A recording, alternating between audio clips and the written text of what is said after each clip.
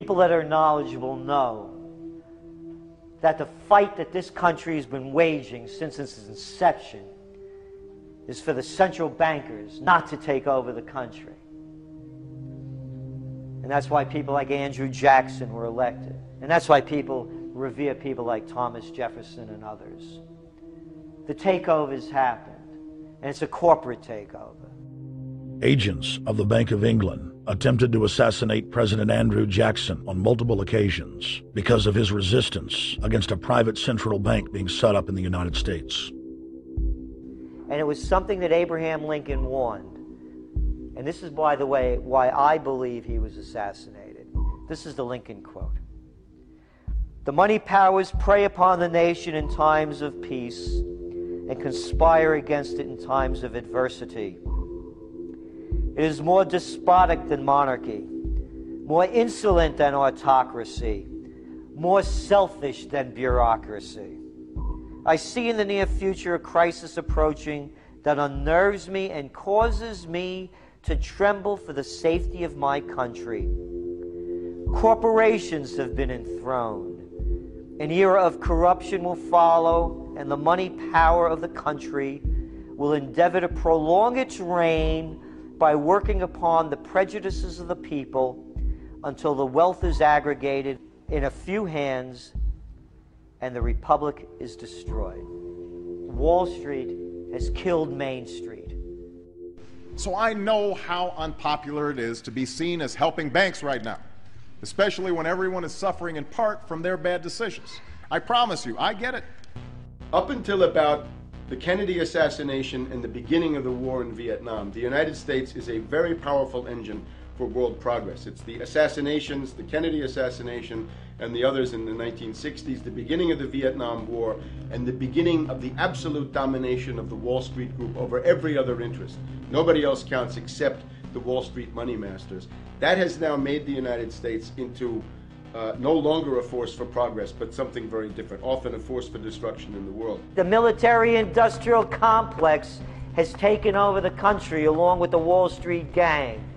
If you look also at the people that Obama has put on his appointments list, it's all Wall Street. It's government of Wall Street, by Wall Street, and for Wall Street. There's nobody from heavy industry.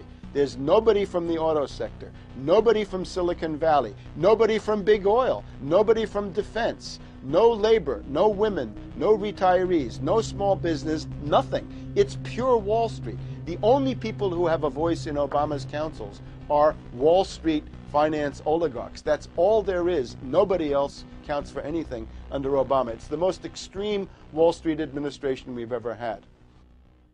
Before his death, President Woodrow Wilson apologized to the public, regretting that he had been deceived by a group of international bankers and the country's financial system had fallen into their iron grip via the Federal Reserve Act of 1913.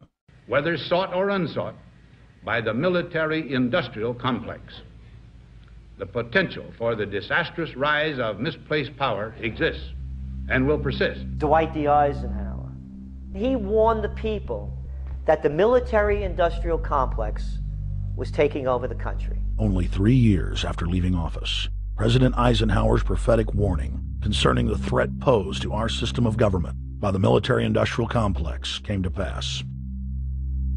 President John F. Kennedy had enraged the entire elite network.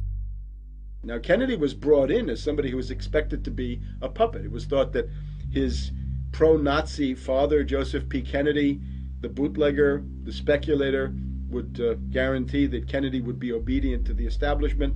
They thought that Kennedy was a sex maniac who could be manipulated through all of this, but it turned out that through his personal suffering, Kennedy had discovered a personal sense of himself which went beyond just being a puppet, and he began to think about things like economic recovery, world peace, having a space program, making deals with the Soviets, cutting the Federal Reserve down to size, and a whole series of other things. Executive Order number 11110, signed by President Kennedy, began the process of abolishing the private Federal Reserve. Kennedy was also pushing for real civil rights reform and had begun the process of pulling the troops out of Vietnam.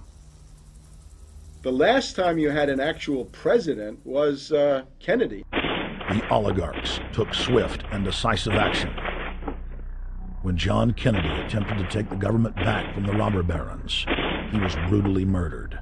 The message to future U.S. presidents and leaders across the world was clear: do as you're told or die. John Fitzgerald Kennedy was the last true president of the United States. And until the globalists are removed from power, we will never have another real one. The other thing about the American presidency you've got to remember is that this is a puppet post. It's automatically going to be a puppet post. The idea that Obama is somebody who's going to come in and exercise real authority when he's obviously been chosen and given everything that he's got by these financiers. Presidents are now little more than corporate pitchmen who take all the political heat, while the controllers remain in the shadows, safe from public scrutiny. Hip-hop icon KRS-One is not just known for selling millions of albums. He has led a tireless crusade against youth violence and has been a strong voice for human rights. If they controlled it before, what makes you think they're not controlling it now? The country was on a verge of revolution. They threw a black man up. Now we like this. They give him the money, they give him the bundling, they give him vote fraud, they give him the media whores, they give him goons, they even have elected officials making threats to put people in jail if they criticize Obama in public. All of this is the mark of a puppet. And that means that he is a puppet, actually more of a puppet than anybody else, more of a puppet than Mrs. Clinton would have been, even more of a puppet than McCain. He's the maximum puppet that we've had certainly since Jimmy Carter. They put a black face on the New World Order, and now we all happy. KRS ain't buying it. In the real executive power structure, the president serves the military-industrial complex, itself owned by the international bankers. If there's a revolution, the population just throws out the prime minister or president. The elite stays in power because the public is never aware of who the real enemy is. In Evian, France in 1991, standing before the Bilderberg Group, the apex of the world government power structure, David Rockefeller defined the New World Order as a system of world government serving the international banking elite. For decades, the banker-owned media would attack anyone who dared to warn the public that a dictatorial world government was being constructed right under their nose, and that national sovereignty was being deliberately destroyed.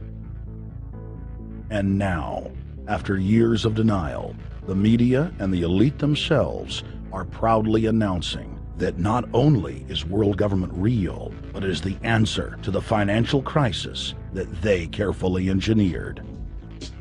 Suddenly, the Wall Street Journal tells us that the North American Union is here, and that getting rid of the dollar for a common currency with Canada and Mexico is good. The Financial Times of London, published by a member of the Bilderberg Group, crowed that a dictatorial world government had been kept in the shadows for our own good, and that it was now time for it to emerge from behind the curtains of national security.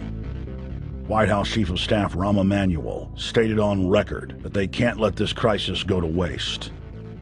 You never want a serious crisis to go to waste. And what I mean by that, it's an opportunity to do things that you think you could not do before. And Henry Kissinger, who gave Barack Obama his first job out of college, told national television that the economic collapse was a great opportunity to bring in the New World Order. He went on to say that Barack Obama was the perfect person to sell it to the world. But he can give a new impetus to American foreign policy, partly because the reception of him is so extraordinary around the world. I think his task will be to develop an overall strategy for America in this period when really a new world order can be created. It's a great opportunity. It isn't just a crisis. In June of 2006, our team traveled to Ottawa, Canada, to gather intelligence on the shadow government's agenda for the coming years. I think that's the Queen. Investigative journalist and best-selling author Daniel Estulin had been tracking the Bilderberg Group for more than 16 years. His moles inside Bilderberg informed him that the elite were planning to